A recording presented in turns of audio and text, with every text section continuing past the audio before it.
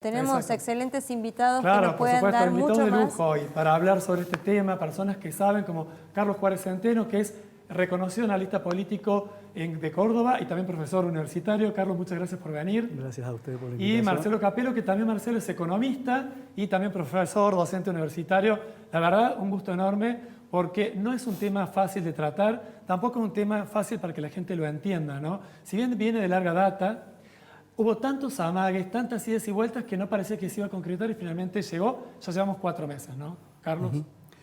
Sí, bueno, yo escuchando un poco la introducción que ustedes han hecho, yo diría y haría algunas apreciaciones más desde del área mía, internacionalista y politológica. Primero, yo estoy en contra, obviamente, de cualquier guerra, pero también hay que llamar la atención que esta guerra ha tenido una plasmación y una construcción de sentido en los medios de comunicación, olvidándonos de que el mundo vive entre 12 y 14 focos internacionales de conflicto y de guerras, donde ha muerto mucho más gente que la que ha muerto en Ucrania, y donde se ven situaciones igual o mucho peores que las que suceden en Ucrania. Lo que sucede es que acá está en juego, bueno, el sistema internacional, la gobernanza internacional.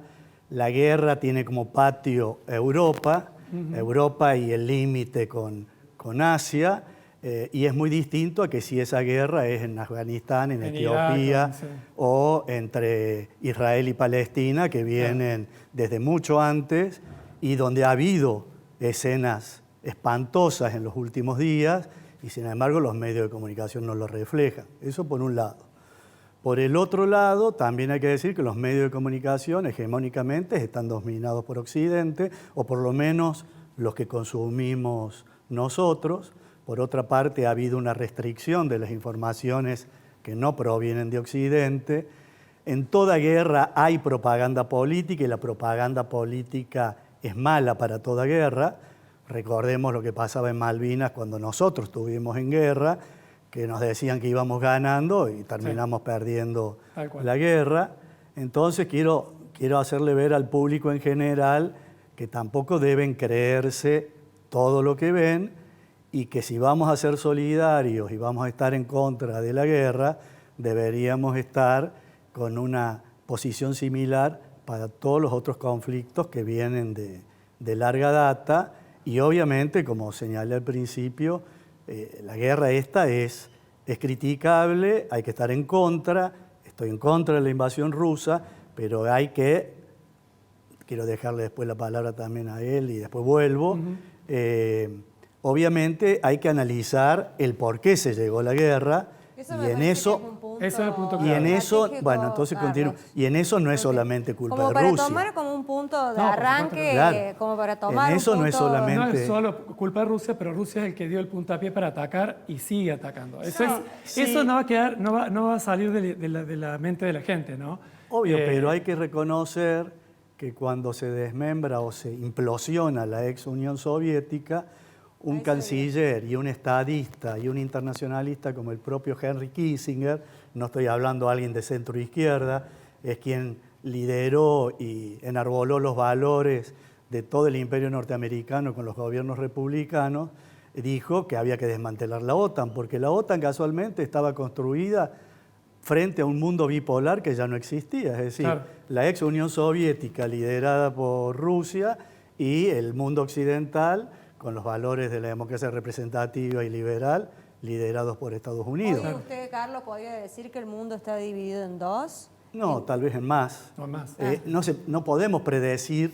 Hay distintas posibilidades de escenarios de gobernanza del mundo. Uno es, o sea, lo que sí está claro que el liderazgo norteamericano ya se ha perdido, ese liderazgo que Norteamérica tenía hace 20 años o a partir del neoliberalismo implementado por Ronald Reagan y Margaret Thatcher, con la crisis del 2008, con el Brexit, con la llegada de Trump al poder, con la pandemia también.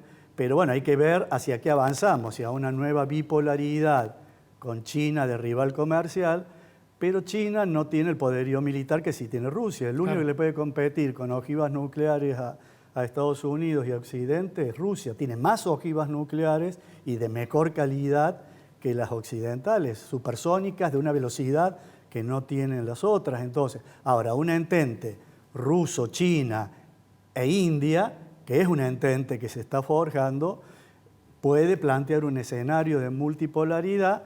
Y lo que sí está claro, no me quiero meter en terrenos de Capello, que él es el economista, pero que esta globalización, en caso de que siga existiendo, sí va a girar hacia Oriente, no va a ser esa globalización occidental, neoliberal, tal como la conocimos en los 80, 90 y principios de siglo. Pero volviendo a lo que me preguntabas... Se ve eso, ¿no? ¿Ah? Lo que se ve es eso, y le pido que me corrija si me equivoco, que hay ciertos países con otras culturas, con otras religiones, con otros sistemas económicos críticos de lo que es el sistema capitalista y que llegan a esto que es para nosotros, que queremos una vida diaria en paz, es un horror la guerra, ¿no es cierto? Claro. Entonces nos parece que es lo peor que se puede llegar. Pero ellos son, bueno, atribuyen, justifican las armas, pero tienen una postura en contra del imperialismo occidental. Pero yo no diría que ¿En contra justifique- de qué es lo que está?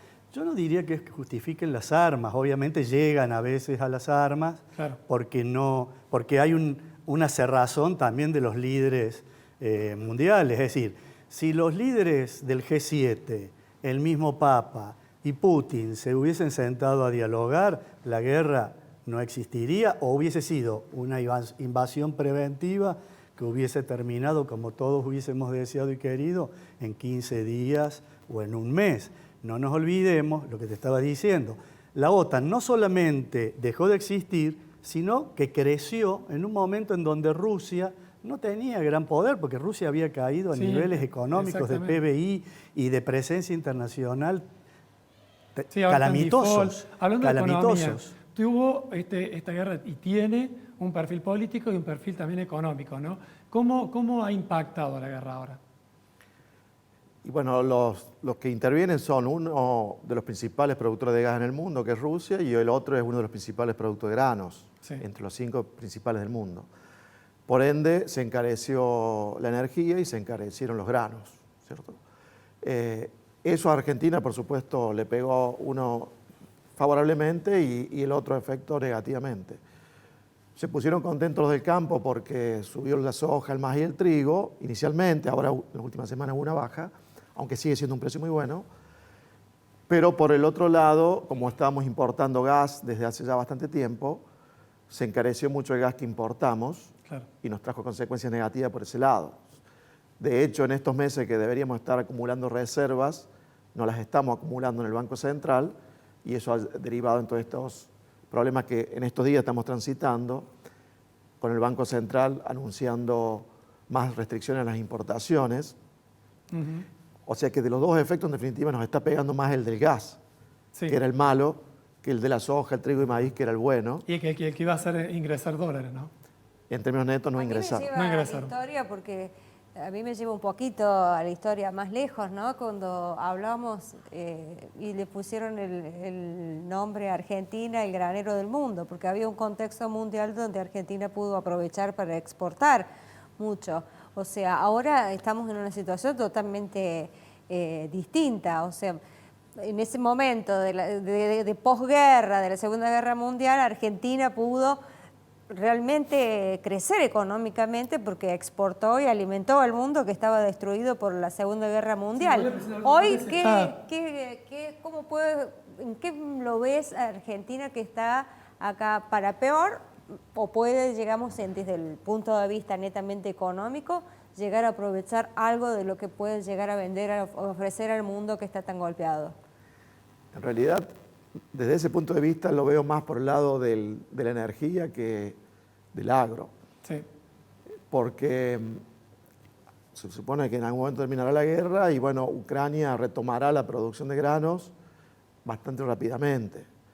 Mucho más difícil va a ser reconstruir la ciudad y la infraestructura, ¿no? Sí, el Claro. presidente ha La estado producción de gira en granos- Europa ofreciendo justamente eso, ¿no? Cuando en vez de Recursos que tanques- tiene Argentina. Cuando en vez de tanques vuelvan los tractores y las cosechadoras, la producción de granos va a tender a recuperarse rápido.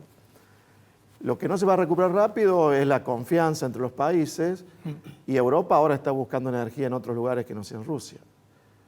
Lamentablemente Argentina, por la falta de planificación, por las disputas siempre internas políticas, no nos agarró bien preparados. Si nosotros hubiésemos construido los caños, Sí. los gasoductos que hacen falta, podríamos estar ahora ya seguramente haciendo algún acuerdo con algunos de los países de Europa para venderle gas, el gas de vaca muerta que va a sobrar, que se está extrayendo, pero que nos falta la infraestructura, tanto para traer desde el sur hasta Buenos Aires, Santa Fe, Córdoba, para dejar de importar gas, como para llevar, Es una locura, ¿no? Se dice que uno de los La- yacimientos Como para más llevar importantes desde del Neu- mundo, pero bueno. como para llevar gas desde Faltó Neuquén a previsión. Bahía Blanca y en Bahía Blanca transformarlo en gas líquido y exportarlo en barco. Imagínense Europa ahora, la oportunidad que tendríamos en este momento si tuviésemos esa infraestructura para hacer un acuerdo a largo plazo con Alemania u otro país de Europa para proveerle ese gas que nos sobra en vaca muerta. Eso Bueno, sí, sin muchísimas lugar a dudas hay que gracias. hacer Un eso, tema exportar. durísimo, extensísimo. Seguramente podríamos comer un asado y estar 5 horas escuchándolos Sí, a lo que los me dos da- porque tienen Lo que muchísimas... me cohibe un poco es que al pobre Marcelo le he dejado... Pero poco Marcelo tiempo. hizo una síntesis perfecta del panorama problema. como está, tanto internacional Más como interesante el tema nacional. político en este tema, tratándose de una guerra. Claro, Totalmente. pesa mucho, sí, lo político. Bueno, pero no quiere decir que sea la última vez que te invitemos, No, Marcelo. por favor. Bueno, Contamos Marcelo, Carlos, con muchas usted. gracias, ¿eh? No, Es al un contrario, honor para gracias, nosotros gracias a que ustedes nos y aporten gracias por el todo lo que espacio. ustedes saben. ¿eh? hasta la próxima.